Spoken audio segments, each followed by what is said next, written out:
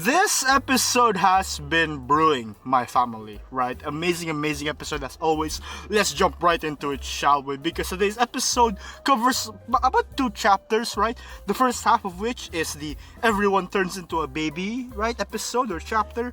The next chapter is the maid who always has a gentle smile chapter, right?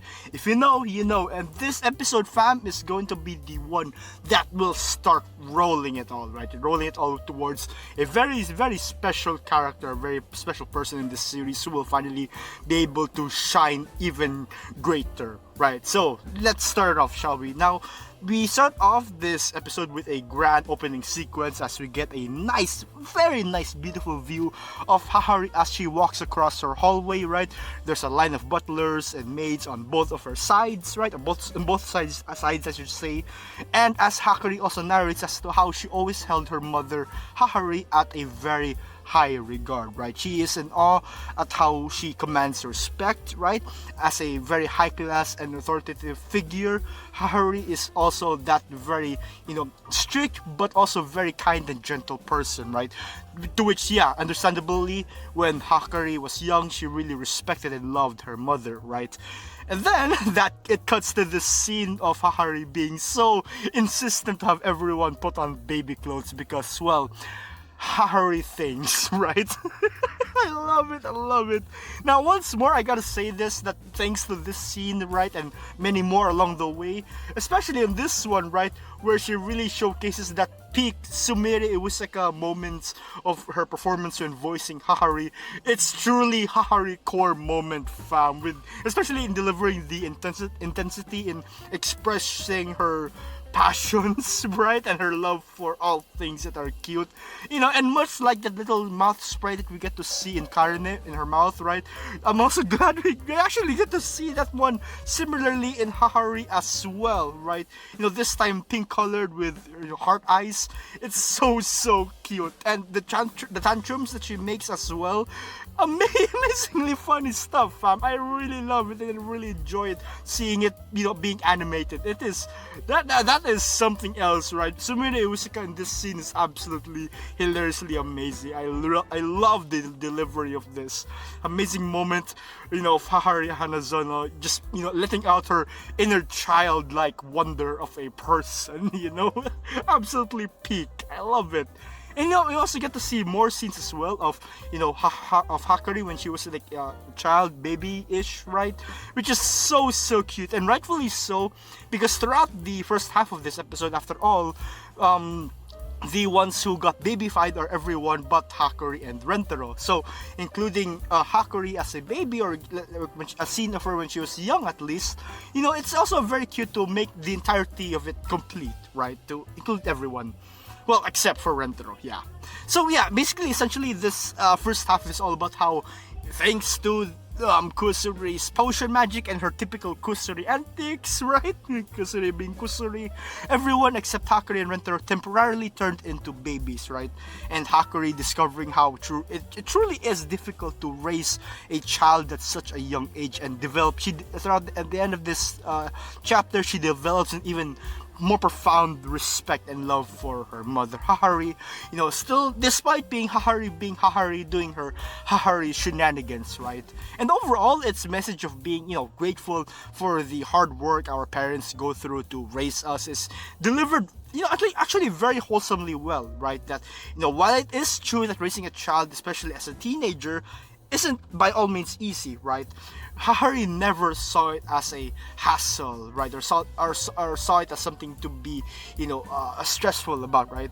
Instead, she saw Hahari as her form of salvation, right? Her hope in this world would bring her happiness after losing her husband, after experiencing such a tragic loss in her life. And Hahari is the one who filled that hole, filled that darkness in her life, right? A true angel brought into Hahari's life, right? It's something that she never regrets. It's also a treasure that she will cherish forever, which is also why she had to go through those lengths in the first season to keep Hahari safe, right? And to also, reject the relationship, her relationship with Rentaro, right?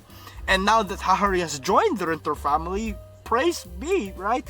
Because she gets to also now enjoy more of her life and experience more of these happy moments that she may have missed, right, during the time that she was so busy raising, Hyakkano and providing for her. So that sort of opportunity has now also been flourished well. Hyakkano is enjoying more and more of her time, and even more so when more members of the Rentaro family come into the scene, right? Now, a bit of details that I really want to share about this chapter. First and foremost, I really love how the eye pop art gag, right, has been given more flair to it, right? Now, I don't know if it's just me who've noticed it, right? But for example, in the first season, there were some times or some moments, right, when this sort of gag appears, like with Hyakkano, for example, right? There were some times when it's animated in a very static or flat approach, right, for lack of a better term. But with this one, I'm glad that they've added a bit more, that jittery movement to really give it a nice subtle, intensity to the expression it's given. So props on that. I really love it. Secondly, the baby forms of all of the characters, again, super cute as usual. I am happy to be alive to see this moment being animated. You know what, fam? If we get the point of seeing Momoha DNA animated, I'll ascend to heaven or something. I don't know. But yes, even the Hyakkano Anime official Twitter/X page have also released the character sheets for each of these girlfriends in their baby forms, which is thank you. Just thank you so much. I love it. And seeing Hyakkano and Rentaro play family game as well, so cute. Hyakkano getting into the mother role, very nice. And each and every moment that we get to see these baby girlfriends in are so cute, right? From the little noises they would make, the actions they would do, it's just good for the soul. Good stuff for the soul indeed, right? Now, anyways, to the second half of the episode. It is Mei's official introductory chapter, or episode I should say rather, where we get to know more about the maid who always has a gentle smile with Hyakkano on her side, right? Who's always been beside Hyakkano, essentially, yeah. Now, to the anime-only watchers out there, fam, right? You may have already met her in the last 2 episodes of the first season, right? But now, I know, fam, I know, I hear you. You may also ask, where is our Pento, right? Now, I'll get back to that after I go through over this chapter or this episode first, right, fam? So bear with me. Now, the summary of the second half of the episode. The Rentaro family, or essentially have been complimenting each other's beautiful eyes up until Hyakkano mentioned something that would make a lot of people question, saying that her maid, Meido, her eyes are rainbow colored. So the family went through all of these things or actions to make attempts to try to make her open her eyes, because Mei herself is having a difficult time with it, right? Difficult time trying to open her own eyes. And well, Mei eventually did open her eyes thanks to Rentaro's genius plan, and everyone was shocked to see that it really is indeed rainbow eyes colored, right? Which, by the way, I really commend all of those artists from way back then when during Mei's debut, and even making fan art of Mei, right, when they were trying to colorize what her eyes would look like if they were to be colored or animated, so to speak, right? Those who got it right, good job, fam. Amazing stuff. And yeah, it's cool. Again, there's a lot of different ways how you want to interpret how these rainbow eyes would look like, or but at the end of the day, it's still rainbow eyes is still rainbow eyes. It's colored. God damn, I really love the reveal of it. It's so cool. And you know what, speaking of everyone being shocked of how Mei's eyes actually turned out, Rentaro also got that zinging feeling once again, to which it was also revealed that Mei is indeed another soulmate of Rentaro. But for Mei, she doesn't want to date the boyfriend of her master. That's taboo. That's forbidden. No, she wouldn't. So she declines the she declines her feelings and does not want to date Rentaro. So what will Rentaro do? Well, Hyakkano just went all, just put your own feelings first, Mei. don't mind about me. Do what you want to do, right? And so, yeah, May confessed to Rentaro once again. Officially confessed to Rentaro. And Rentaro, well, yeah, it all worked out. It all worked out. And that whole aspect of, their relationship, or clarifying their relationship together, will be clarified, or it will be, dived more into the next episode anyway. But yeah, overall, May will join the family in the next episode, fam. So that's cool. I love it. Now, yeah, that's basically the surprise, fam. Surprise! Yay! Because much like with Hahari, whose character wasn't revealed until, revealed in any sort of promotional material up until her debut episode, right? With May, the Hyakkano team probably also wanted to keep her hidden as a surprise girlfriend reveal. So, now you know, right? And if you are someone who has only watched the anime and ask yourself, why didn't she have that sort of love at first sight zing when she met Rentaro, when she had already met Rentaro a couple of times before the first season, right?